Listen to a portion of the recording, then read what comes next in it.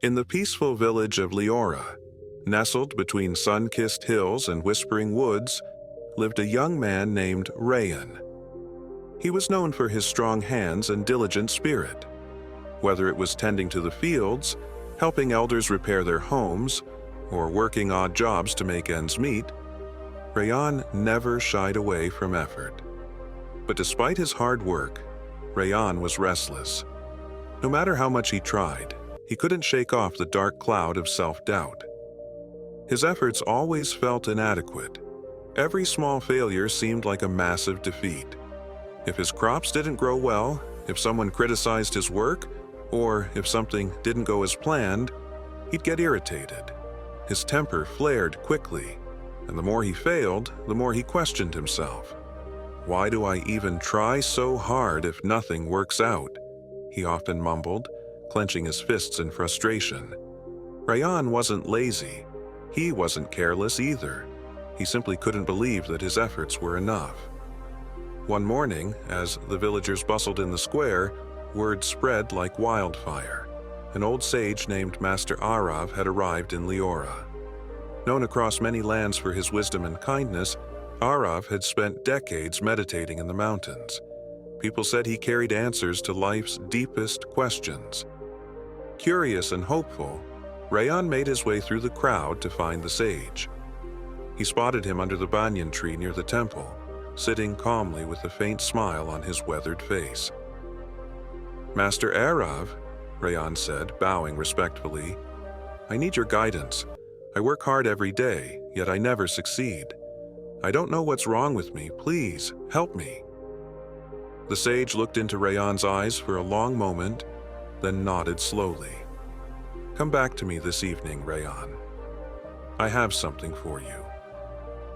As the sun dipped behind the hills, Rayan returned to the banyan tree.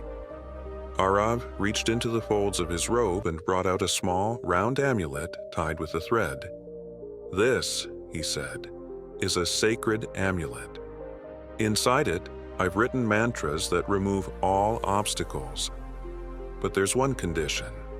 You must spend tonight alone in the old cremation ground beyond the river." Rayan's face paled. "Alone? There. That place is haunted," he stammered. "There is nothing to fear," Arav said calmly. "Take this amulet with you. It will protect you." Rayan hesitated. Every muscle in his body screamed at him to refuse, but something about the sage's steady voice gave him courage. With trembling hands, he took the amulet and nodded.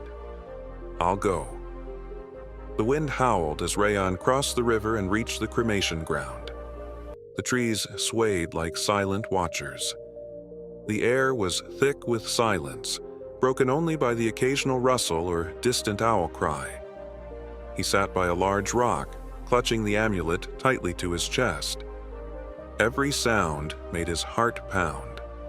Dry leaves cracking under invisible feet. A chill crawling down his spine. His thoughts were loud.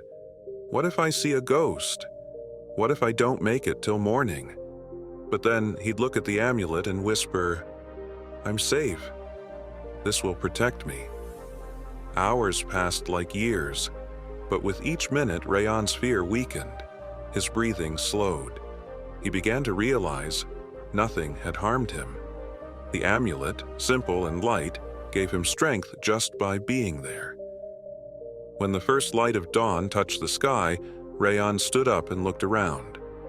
He was alive, unharmed, and, strangely, at peace. He rushed back to the village where Arav sat in the same place under the banyan tree.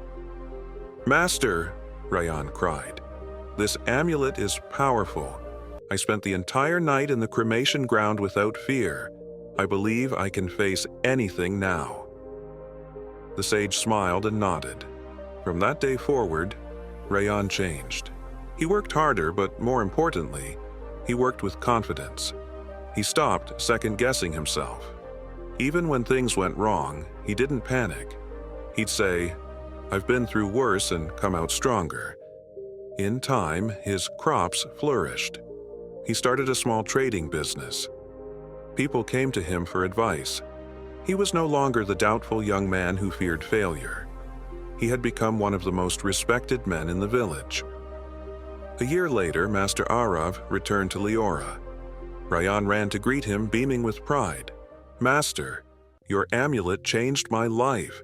Because of it, I'm finally successful." The sage smiled again and said, "May I see the amulet?" Rayan nodded and handed it to him. To Rayan's surprise, Arav untied it, opened the cloth, and showed him that it was completely empty. "There is no mantra, Rayan," the sage said softly. "There never was." Rayan was speechless. "But then how?"